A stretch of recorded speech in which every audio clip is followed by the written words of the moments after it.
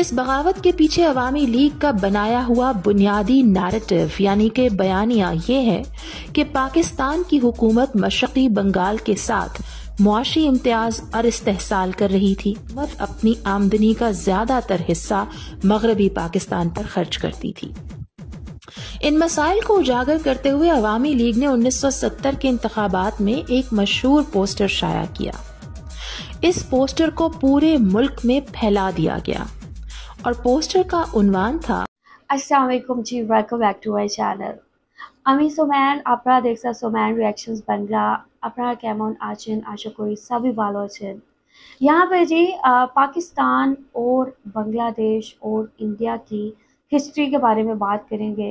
यहाँ पे बहुत सारी ऐसी चीज़ें जो हमें बताया गया, जो फैलाई गई, जो प्रोपेगेंडा जो है फैलाया गया, उसकी सच्चाई जो है आप लोग साथ शेयर करेंगे। यहाँ पे पाकिस्तान और बांग्लादेश को जुदा करने की साजिश असल किसकी थी? अवामी लीग ने क्या क्या किया?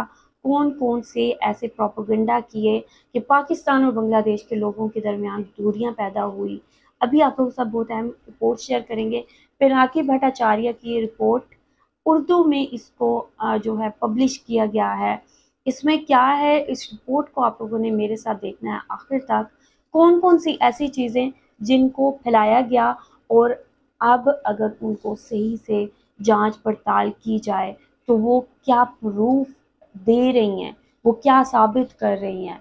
अभी वीडियो आप लोग से शेयर करते हैं, वीडियो आखिर तक देखनी है। वीडियो देखने से पहले चैनल पे न्यू हैं तो चैनल को लाजमी सब्सक्राइब, बेल आइकॉन को क्लिक करें ताकि जब भी वीडियो अपलोड करूँ आप लोगों को सबसे पहले नोटिफिकेशन मिले। तो चलते हैं, देखते हैं video. Let's go.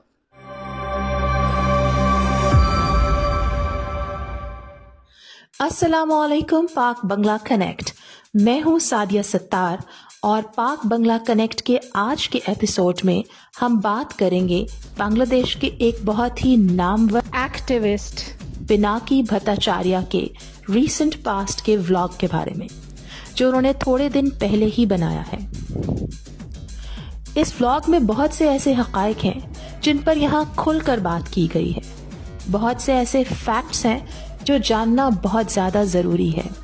Awami league और भारत के गठजोड़ की लंबी कहानी और उस कहानी के क्या नुकसानात हुए उसके बारे में बात करेंगे।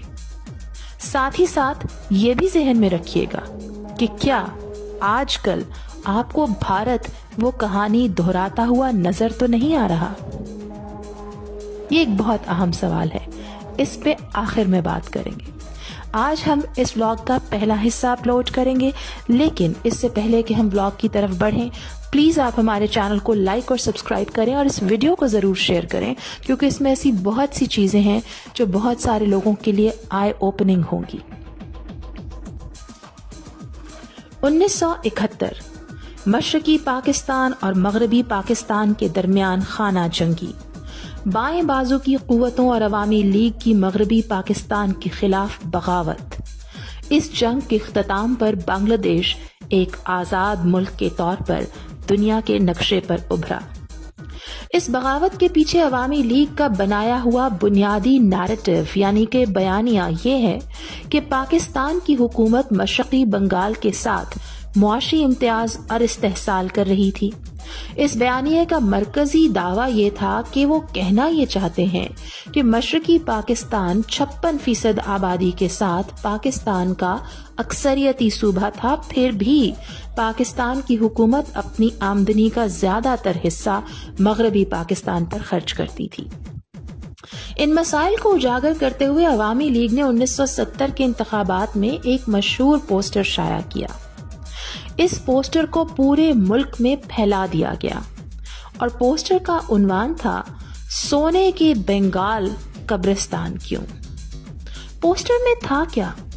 पोस्टर में दिखाया गया कि आमदनी के शोबे में बांग्लादेश पर 1500 करोड़ रुपए खर्च हुए, मगरबी पाकिस्तान पर 5000 करोड़ रुपए खर्च हुए, तरक्की के शोबे में बांग्लादेश पर 3000 करोड़ रुपए खर्च हुए और मगरबी पाकिस्तान पर 6000 करोड़ रुपए खर्च हुए। क्या ही शदीद इख्तलाफ है ना? आए इसका जायजा लेके देखें और समझें। 1970 کے انتخابات کے لیے یہ پوسٹر جناب نورل اسلام نے پلان کیا تھا اور ہاشم خان نے اس کو بنایا تھا۔ اس پوسٹر نے پورے ملک میں ہلچل مچا دی اور یہ پوسٹر عوامی لیگ کی خود مختاری کے مطالبے کی بنیاد بنا۔ عوامی لیگ کی پاکستان کے خلاف بغاوت کو جواز دینے والے تمام دلائل اسی پوسٹر سے نکلے تھے۔ پاکستانیوں کا معاشی استحصال، وہ اب بھی یہی کہتے ہیں۔ یہ پوسٹر پرائمری اسکول کی کتابوں تک میں شامل کیا گیا اور بچپن سے ہی تقریباً سب کے ذہنوں میں یہ بات گہری بٹھا دی گئی کہ 23 سال میں پاکستان کے معاشی دھوکے نے بنگالیوں کو مجیب کے 6 نکات کی تحریک کی حمایت پر مجبور کیا۔ 6 نکات میں سے 3 مشرقی بنگال کو پاکستان سے معاشی طور پر الگ کرنے کے بارے میں تھے۔ 1970 کے انتخابات میں عوامی لیگ نے مکمل اکثریت حاصل کی اور اس کے نتائج سب کو معلوم ہیں۔ اگر آپ 1960 کی دہائی کے آخر میں مشرقی بنگال کے اخبارات دیکھیں تو معاشی استحصال اور فرق کی یہ کہانی ہر جگہ دکھائی دے گی۔ اگر آج کسی بھی بنگلہ دیشی سے پوچھیں کہ پاکستان کے خلاف بغاوت کی سب سے بڑی وجہ کیا تھی تو وہ جواب دیں گے پاکستانیوں کا معاشی استحصال۔ مطلب یہ کہ عوامی لیگ نے جو کہانی گھڑی تھی وہ ملک میں گہری جڑیں پکڑ چکی تھی۔ اب عوامی لیگ کی جھوٹی معاشی کہانیاں بنانے کی مہارت کو نوجوان نسل کو سمجھانے کی ضرورت نہیں، وہ بہت سمجھدار ہیں۔ پچھلے 15 سالوں میں ہماری آنکھوں کے سامنے عوامی لیگ نے بڑی ترقی کا ڈھونگ رچانے کے لیے اعداد و شمار یعنی کہ اسٹیٹسٹکس میں بہت سے جھوٹ بولے۔ حقیقت یہ ہے کہ انہوں نے ملک کے بینکوں اور مالیاتی شعبوں کو لوٹ کر خالی کر دیا۔ کچھ دن پہلے بنگلہ دیش کے تجارت کے مشیر نے کہا کہ جی ڈی پی سمیت تمام اعداد و شمار جھوٹے تھے۔ یہ بات اب ڈھکی چھپی تو ہے نہیں۔ حسینہ کی حکومت میں بھی اخبارات نے جھوٹے اعداد و شمار پر لکھا۔ ضیاء حسن نے ڈیولپمنٹ ایلوژن نامی کتاب لکھی جس میں بتایا گیا کہ کیسے جھوٹے اعداد و شمار سے ترقی کا ڈرامہ رچایا گیا۔ تو اندازہ لگانا مشکل نہیں کہ عوامی لیگ نے 50 سال پہلے کے واقعات کے ساتھ کیسے جھوٹ بولا ہوگا۔ ہم صرف اندازے نہیں لگائیں گے، ساتھ میں حقائق بھی دکھائیں گے۔ آج ہم عوامی لیگ کے اس بیانیے کو اس وقت کی حقیقت کی روشنی میں پرکھیں گے، دیکھیں گے کہ یہ پارٹی اس وقت بھی کیا گھناؤنا کھیل کھیل رہی تھی۔ عوامی لیگ اور ان کے پسندیدہ ماہرین معیشت جیسے نورل اسلام اور رحمان سبحان نے یہ پوسٹر اور منشور بنانے میں بہت بڑا دھوکہ کیا۔ تفصیل میں جانے سے پہلے ہمیں ان کے اصل کردار اور مقاصد پر تھوڑی نظر ڈالنی ہوگی۔ میجر دلیم کی کتاب What I Saw, Understood and Did سے کچھ باتوں کا ذکر یہاں پہ کریں گے۔ وہ کہتے ہیں کہ اس وقت مختلف حلقوں میں مستقبل کے بنگلہ دیش کی ریاستی پالیسی، معیشت، انتظامیہ وغیرہ پر بحث بہت زور سے چل رہی تھی۔ ایک دن ایک تقریب میں حکومت کے ایک معاشی مشیر نے کہا کہ آزاد بنگلہ دیش کی معاشی حالت مضبوط نہیں ہے، مطلب یہ معاشی طور پر کامیاب نہیں ہوگا۔ ایسی بات سن کر سب ہکا بکا رہ گئے۔ ان سے پوچھا گیا کہ اگر آزاد بنگلہ دیش کی معیشت ناکام ہوگی تو آپ نے 6 نکات کیوں بنائے، لوگوں کو کیوں بھڑکایا، کیوں کہا کہ پاکستان کے استحصال سے چھٹکارا پا کر سونے کا بنگال بنے گا؟ کیا یہ سب جھوٹا پروپیگنڈا تھا؟ کیا یہ صرف پاکستان کو توڑنے اور عوام کو بیوقوف بنانے کی چال تھی؟ وہ ماہر اس دن ان سوالوں کا جواب نہ دے سکا اور چپکے سے نکل گیا۔ اسی طرح ایک دن کچھ بنگالیوں نے مسٹر دیپدھر سے پوچھا کہ آزاد بنگلہ دیش کی صنعتی پالیسی کیسی ہونی چاہیے۔ انہوں نے انگریزی میں جواب دیا جس کا مطلب یہ تھا، تمہیں ان باتوں کی فکر کرنے کی ضرورت نہیں ہے، تم صرف فصل اگاؤ، چاول اگاؤ، باقی ہم سب سنبھال لیں گے۔ ایسے بیانات سے صاف پتہ چلتا ہے کہ بنگلہ دیش کو ہندوستان کا معاشی بازار اور بیک یارڈ بنانے کی سازش رچی گئی تھی۔ یہ ہندوستان کے غلبے کا خواب تھا۔ صرف یہی نہیں، مسٹر دھر کے بیان سے یہ بھی واضح تھا کہ وہ بنگلہ دیش کی معیشت پر ہندوستان کا مکمل کنٹرول چاہتے تھے۔ بنگالی قوم کی آزادی کے چارٹر بنانے والوں کی سوچ یہی تھی۔ وہ خود آزاد بنگلہ دیش پر یقین نہیں رکھتے تھے۔ हमेशा हिंदुस्तान को अपना मुकद्दस मुल्क समझते थे।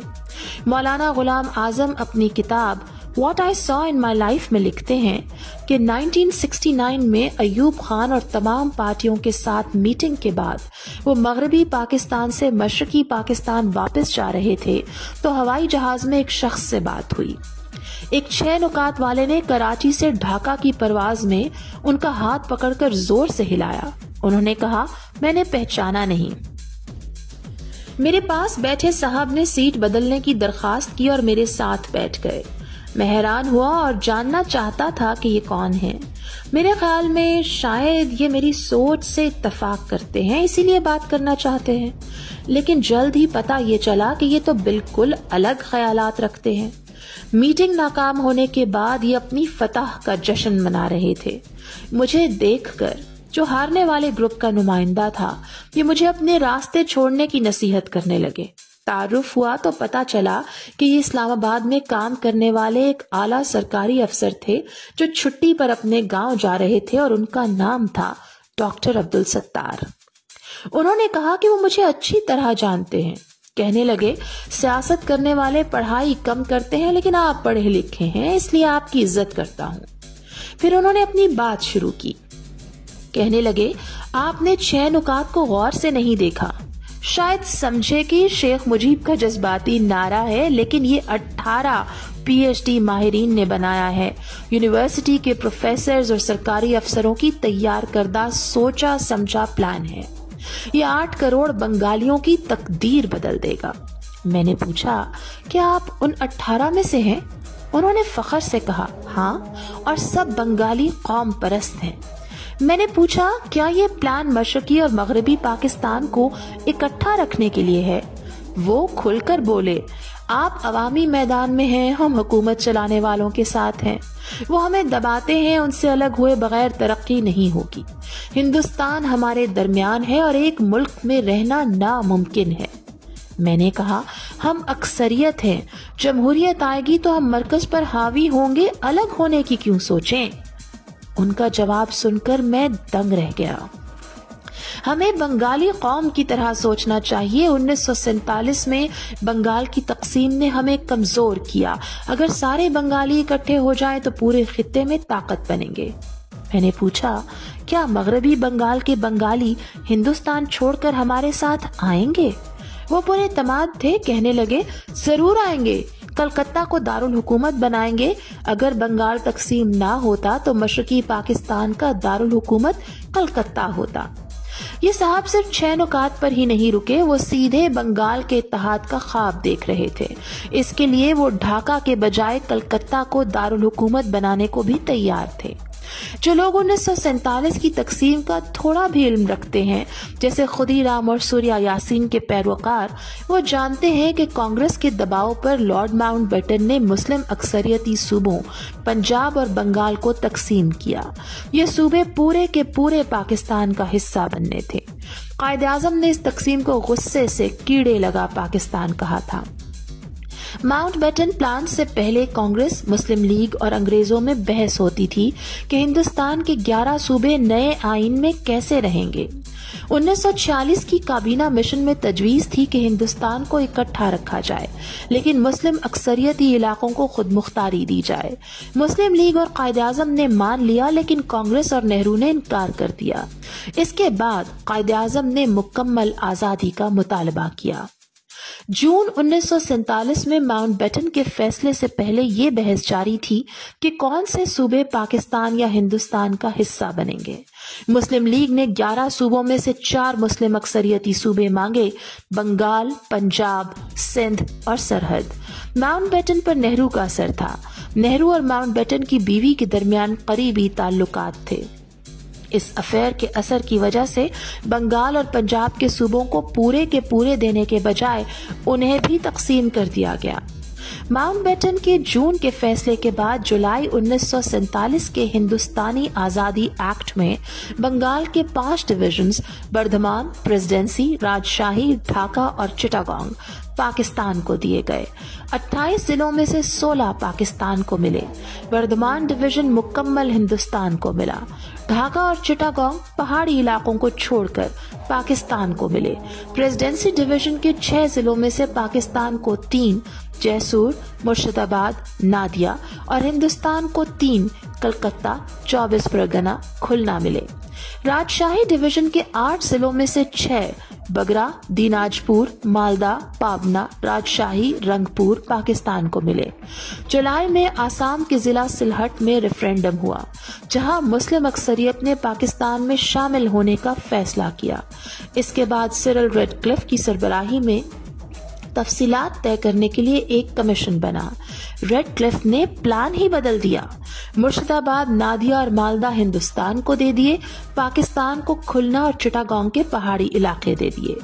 जिलों के बजाय थानों यानी कि छोटे इलाकों की बुनियाद पर तकसीम की। मिसाल के तौर पर जलपाईगुड़ी और दिनाजपुर के मुस्लिम अक्सरियती थाने पाकिस्तान को मिले, जबकि उन्होंने कायद-ए-आज़म से इजाजत ली कि अगर हिंदुस्तान और पाकिस्तान से अलग एक यूनाइटेड बंगाल यानी कि तीसरा मुल्क बना लिया जाए जिसमें आसाम भी शामिल हो।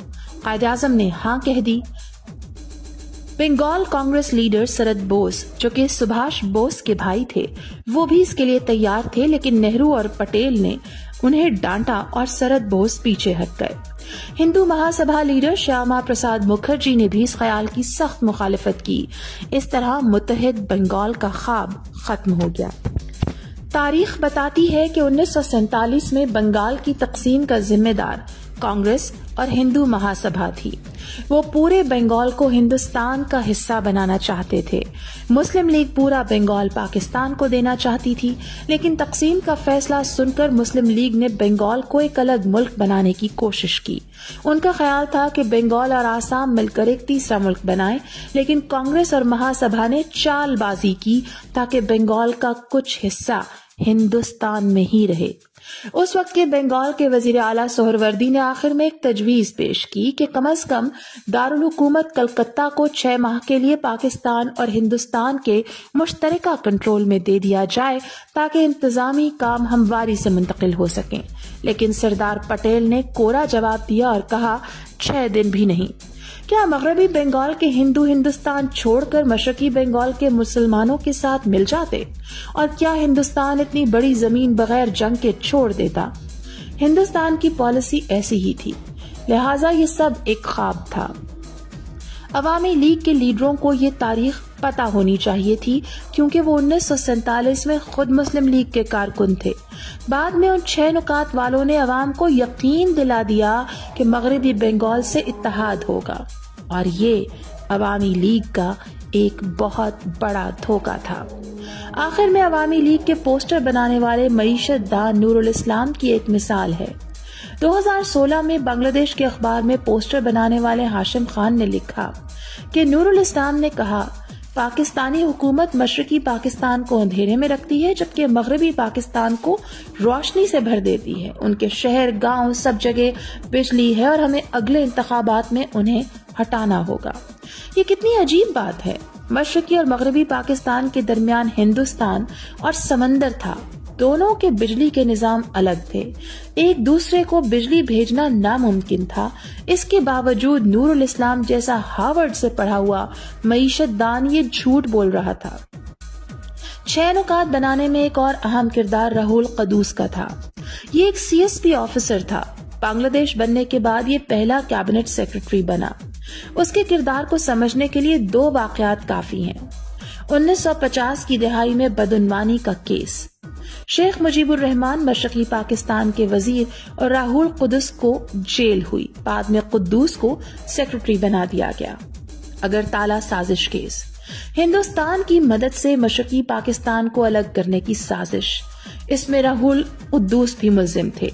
शुरू में उसे झूठा केस बताया गया, लेकिन 2011 में मुल्जिम कर्नल शौकत अली, जो कि अवामी लीग के डिप्टी स्पीकर थे, उन्होंने किताब लिखकर इसका इतराफ किया। अगरतला केस की हकीकत, बहुत से लोगों के लिए पाकिस्तान से अलग होकर नया मुल्क बनाने का जो जवाज था, वो 25 और 26 मार्च को पाक फौज के ऑपरेशन सर्चलाइट को बताया जाता है।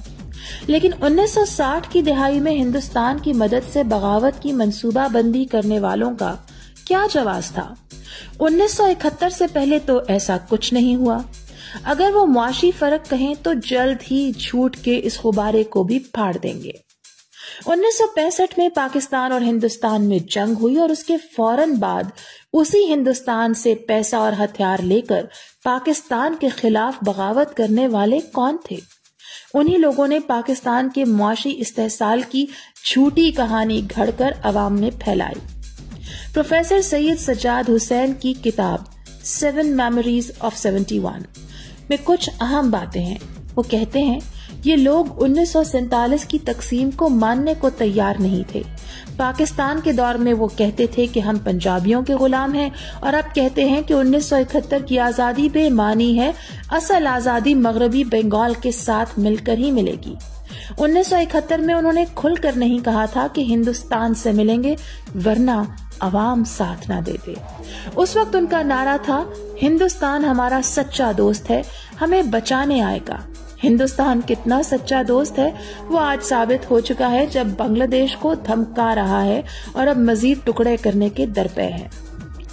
हिंदुस्तान में तो बंगाली, पंजाबी, मराठी, तमिल, सिख, पारसी सब इकट्ठे रहते हैं, लेकिन पाकिस्तान में पंजाबी, पठान, सिंधी और बंगालियों का इकट्ठा होना गैर मंतकी बता देते हैं। ये क्यों? हिंदुस्तान का बुनियादी बंधन हिंदू मजहब है, लेकिन उसके शुमाल और जुनूब के हिंदुओं के अकायद में भी फर्क है। मुसलमानों की तरह उनका कोई एक अकीदा नहीं है। फिर भी झूठ ये बताया जाता है कि कायद आजम ने जबरदस्ती मशरकी इलाके को पाकिस्तान में जम किया। क्या 1947 में पाकिस्तान की तहरीक में शामिल लाखों लोग और असेंबली के अराकीन अचानक गद्दार बन गए थे? आज भी बहुत से दानिश्वर हिंदुस्तान के किसी सूबे में अलहदगी की बात सुनकर आग बगोला हो जाते हैं, लेकिन पाकिस्तान के इत्तेहाद को मजहब का खेज कहते हैं। ये हमारे व्लॉग की जो हमने पिनाकी भट्टाचार्य के व्लॉग के बारे में बात की थी पहली किस्त थी। अभी दूसरी किस्त बाकी है और वो किस्त बाद में आएगी और उस किस्त में आप और बहुत से राजों से पर्दा उठता हुआ देखेंगे। कहने की बात यह है कि भारत की ओके जी, ये रिपोर्ट आप लोगों ने देखी है पाकिस्तान बांग्लादेश की हिस्ट्री। यहाँ पे इंडिया और अवामी लीग का गठजोड़, इसको बहुत ज़्यादा अच्छे से एक्सपोज किया गया है कि किस तरह इंडिया और अवामी लीग का गठजोड़ जो है वो हुआ और उसके बाद पाकिस्तान और बांग्लादेश दो अलहदा मुल्क बन गए। यहाँ पे 1970 में इन्होंने शेयर किया कि कौन सा पोस्टर जो है शाया किया गया और उसको पूरे जो बंगाल रीजन है उसमें फैला दिया गया और ये तासुर देने की कोशिश की गई कि जो मगरबी पाकिस्तान है वो मशरकी पाकिस्तान के साथ बहुत ज़्यादा ज़्यादती कर रहा है, जुल्म कर रहा है। और इस चीज़ को बहुत ज़्यादा डेलिब्रेटली इंटेंशनली जो है किया गया और ये साजिश जो है इंडिया की जानिब से बुनी गई। किस तरह 15 साल तक शेख हसीना इंडिया के एजेंडे पे काम करती रही और ये कहने की कोशिश करती रही कि इंडिया से अच्छा दोस्त बांग्लादेश का कोई नहीं है और पूरी की पूरी रिपोर्ट में इन्होंने बहुत सारी चीज़ें शेयर की। एक एक चीज़ को तो मैं यहाँ पे जो है नहीं बयान कर सकती, लेकिन यहाँ पे इन्होंने कहा कि जो एजेंडा अवामी लीग की जानिब से पेश किया गया अब अगर आज की तारीख में देखें तो वो बिल्कुल गलत प्रूफ होता है। जिस तरह इंडिया बांग्लादेश के टुकड़े करने की बात कर रहा है, अगर इंडिया बांग्लादेश का वाकई में दोस्त था तो ऐसी कभी कोई बात ना करता। यहाँ पे अब जो है कहते हैं ना कि भेड़ की खाल पहनी हुई होती है कुछ लोगों ने, तो यहाँ पे इंडिया का जो वो चेहरा है वो सामने आ गया है और पिनाकी भट्टाचार्य ने बहुत अहम पॉइंट्स रेज किए हैं कि कौन कौन सी चीज़ें थी और यहाँ पे बुक्स का भी हवाला दिया इन्होंने बहुत अच्छे से।